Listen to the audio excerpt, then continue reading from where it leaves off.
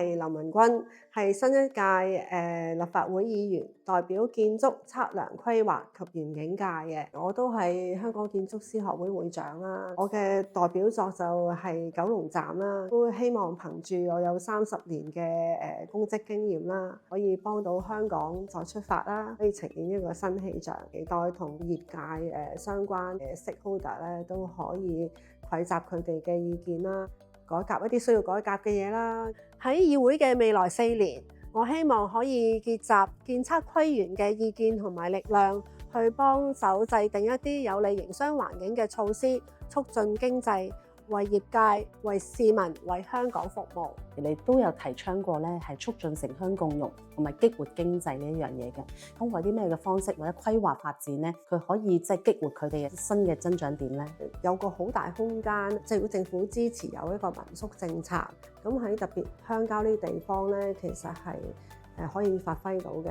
我舉個例子，喺北京長城腳下咧有個叫長城公社嘅項目，呢個發展商揾咗一啲外國嘅建築師，各自設計一個民宿，每一間都唔同嘅，即係建築界、旅遊界咧都係即係風靡一時嘅。有陣時未必要用好多錢整好大嘅項目咧，先至可以引到一啲 international tourist 嚟嘅。即係就算係一啲咁細嘅項目咧，都可以咧説好香港故事。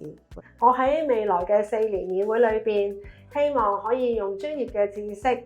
推動香港作為創意之都，對接15規劃。我哋凡事從小做起，就好似我10幾年前幫香港藝術中心設計嘅呢支電梯裏邊嘅燈一樣。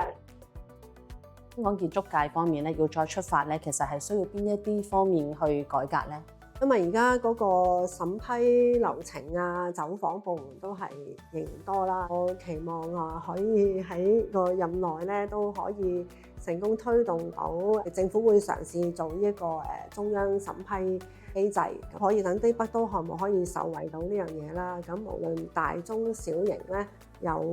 發揮嘅空間啦。咁小型嘅項目咧，希望政府容許我哋做 self certification 啦，配合到呢個無處不旅遊嘅政府嘅政策咯。咁我期待喺呢4年嘅任期內咧，可以推動到香港政府可以成立呢一啲民宿政策啦，同埋佢相關嘅配套。咁如果香港可以做得到呢樣嘢咧，就可以令我哋呢個創意智慧之都再出發。